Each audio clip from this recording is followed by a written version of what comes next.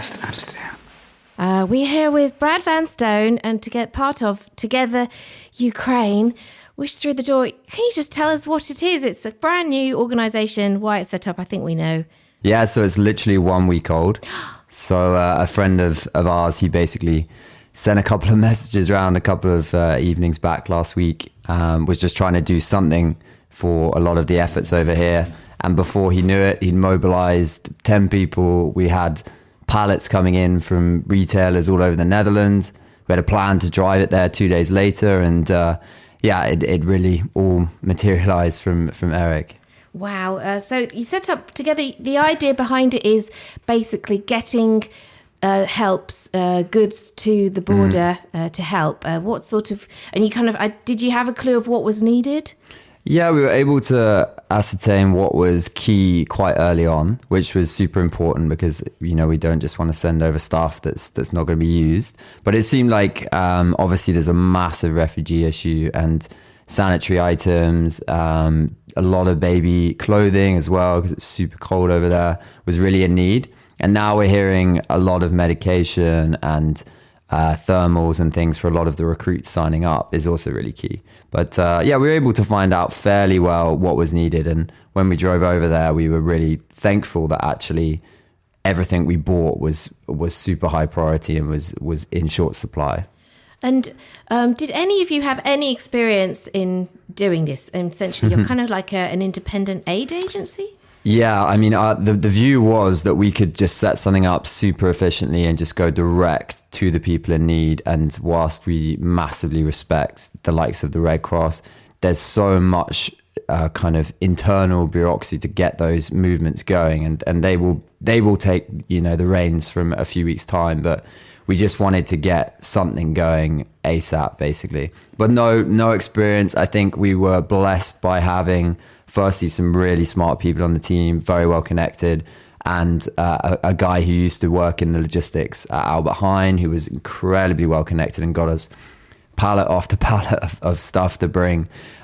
So we were lucky with our networks for sure. I think there were some relatable skills, but none of us have been on a war zone or helped with a crisis like this.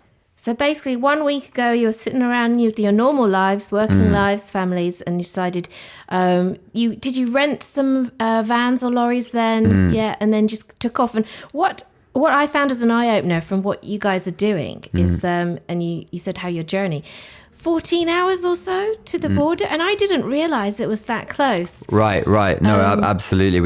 We went via southern Germany to pick up some goods on the way there, but coming back, it was 14 hours. It's crazy. It's actually closer than Madrid, which is baffling, right? Yeah, and you know, I mean, I did that drive, I think, on ski vacancy without thinking, you know, we did it over 2 legs, but you could do it in a leg. Totally. And that seemed okay, and I hadn't even crossed my mind to think about going to like a war front. But being on mainland Europe, you can drive this distance. Yeah, no, it is a surprisingly small place here. Yeah. And so your bunch of friends, you loaded up the vans. Were you then all just driving? Yeah, we had 2 drivers per car. So the driving part was doable. We stopped overnight in a couple of places on the way there and on the way back. And then spent 1 day on the actual border, dropping off supplies, helping out, making some contacts so we could roll it a bit into the next few weeks. Also looking at how we could bring people back as well, which is what our next mission. And so actually maybe if I could do a little shout out, but we are looking for minibuses and also buses. So if anyone has any connections there, they would be super, super welcome. We potentially have a bus company that's going to be driving, but even with that bus company, we'd love to set up more places. And we've got everything else set up. We've got pickup points in Ukraine. We've got hundreds of families here in Amsterdam that will house people. We've got translators either end. We can give people food and water as they travel. So everything is there. But this refugee crisis is really just getting going. It's 2 million as of yesterday. Yeah. I think it's going to be 5 million within the next 2 weeks. So not everyone wants to leave. I think that's worth mentioning is a lot of people want to stay on the border to get back. But a lot of people do. And you know, we have plenty of resources and accommodation here in Amsterdam for those that do. Wow. So that is the next step, because you're delivering goods there right now. But the idea is you might be bringing people back, but they can't go in vans. So that's missing right. piece. Yeah, exactly. So the logistics is now super efficient. We've actually got a Ukrainian company that is still shipping their normal shipments to Amsterdam. That lorry is actually going back empty, but before today actually. But today's the first delivery. We're shipping 6 lorries worth of products over straight into Ukraine. And that's something we can roll for as long as is needed. And it's going directly to the Red Cross. Yeah. But the people problem is still definitely not solved. And of course, there are other agencies helping this, but we're talking an unfathomable amount of people. It's the largest refugee crisis since the Second World War by some distance. So whatever we can do would be a huge help. My goodness. So those listeners are the things that maybe if you have those connections with the bus companies or with minibuses, I mean, just even one minibus. Yeah, totally. One minibus is still fantastic. Yeah. We're talking to Brad Vanstone from Together Ukraine. When is the nouveau départ of the lorries to the border of Poland and Ukraine? It's en route.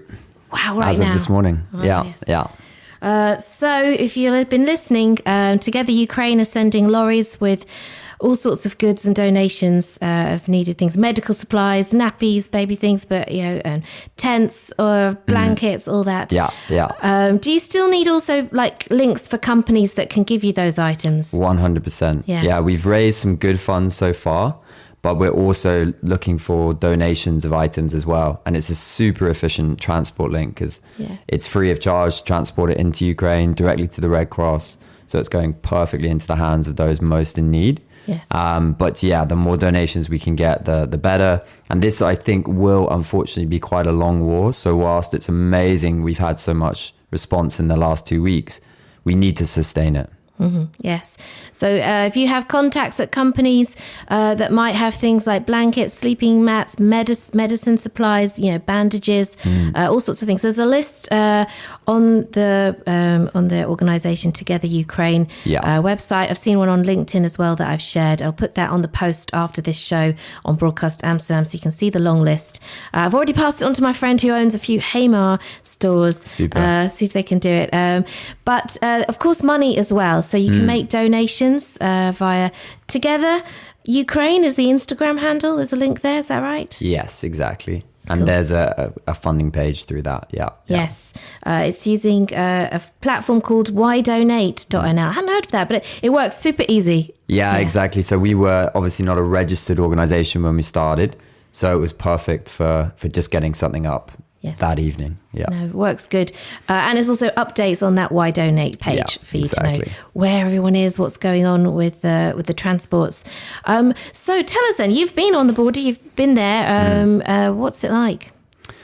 Well, there's quite a few emotions, I think, that come to you. I think firstly, it's actually quite heartening to see how much goodwill and support there is there. So as we were approaching the border for the final few hours, it was just like this enormous convoy of vans and lorries and minibuses all heading to help people on the border. And that was firstly really heartening, but also just seeing the Polish people and how much time they have given up. You've got literally all ages assisting. There is a little bit of chaos there, as you can imagine. I think it's hard to see who's in control at certain moments, where to put certain things, how you can help. But the goodwill and the humanitarian sort of spirit is it's no more is it on show than in a place like that. Yeah. So that was really heartening. It was obviously extremely tough to see people coming over and having had to leave their homes, but there was as much support there as we could give them, I think, at this stage. I think the trick now is sustaining it and enabling people to find the right places to go to where they want to go, to keep their dignity and to feel this support that they are being given now for the entirety of this war. But it was an emotional place to be, for sure. The good thing is you've made some contacts there as well as an orphanage, a refugee organisation. You really feel assured that, what we're doing, what you're sending over is going to the needed places where it's really needed. Totally. I think I read on the post something like, they had a list of items that they needed, and you had 4 out of the 5 items that they'd put on the list just by chance almost. And they said, like, you fell out of the sky, that the people arrived with exactly what they were wanting. Yeah, it was a beautiful moment that actually we pulled up with and sort of mentioned what we had, and before we knew it, this barricade had been removed and we were being ushered into this drop-off area. And it was great to know that what we thought we needed was absolutely key and essential. So yeah, I think anyone who donated or is thinking of donating can feel really comfortable about that. But there's a really good list on the Why Donate of what we need from here. Yeah. You put a lot of thought into this. And of course, just a reminder to the listeners that the next step, of course, is bringing people back that need to come back. This is going to escalate. 2 million refugees, probably go up to, you think, 5 million in the next couple of weeks. Exactly. Yeah. So people cannot stay in that place. There's going to be not enough space. They have to, it will become unlivable. So we'll need to get them to places like in the Netherlands. The minibuses. So a reminder that you'll need minibuses, just even one if you can. And also, at the moment you have enough drivers, but you think that possibly might change as the crisis gets bigger. Right. I mean, there's, as you said, millions of people on that border at the moment. So we are hopeful of securing a bus this week, but we want to set up multiple transport links. So anyone that has any connection to a minibus company or bus company or is interested in driving, all of those things would be super, super helpful. Yeah, because it's about a 14-hour journey. Even the people that you've got volunteering at the moment may not be able to sustain it backwards and forwards. Yeah. So those sort of things, listeners, are ways in which you can help spread the word, as well as the cash donations. And for yourself, you run a business in Amsterdam. Have you dropped everything? What's happening to your business? Well, we put in a policy last year about 5 volunteering days, which we could take at any moment. But I mean, this is the biggest crisis out there at the moment. So for us, it was quite a simple decision about throwing everything in and just cracking on with this. I think the tough bit from here will be keeping a balance, because I do still need to keep working and running the business, but there's a lot of free time in the day. You can use your day pretty effectively, and I think we're all finding that this is unbelievably fulfilling, but also most importantly unbelievably pressing. And so we'll get by on that part. That's the least important part. Yes, yeah. So you've got a team as well of people. You're not the only one organising this. Absolutely. Yeah. We've got a team of there's about 15 of us actually. Good. So it's a really fantastic team, and everyone's got their own little networks and connections and strengths, and we've created a bit more of an organisation, I would say, now in the last couple of days, so that we're not overlapping. We're all playing to our strengths. It's a bit more sustainable from here on in terms of our workflow. And it's a great group. Okay, so that's a reminder, listeners. Together Ukraine is the Instagram handle. They'll have a link to the whydonate.nl platform. There'll be regular updates, and we want to keep our listeners updated as well with your journey, because there'll be new developments. Totally. So thank you for joining us. Of course, thank you for having me. In the meantime, good luck with all your work. I hope the journeys go smoothly. And we will keep you posted on the station. Thank you, Cathy. Broadcast Amsterdam. Broadcast Amsterdam, your local radio station, 24/7 and on demand. Or on broadcastamsterdam.nl.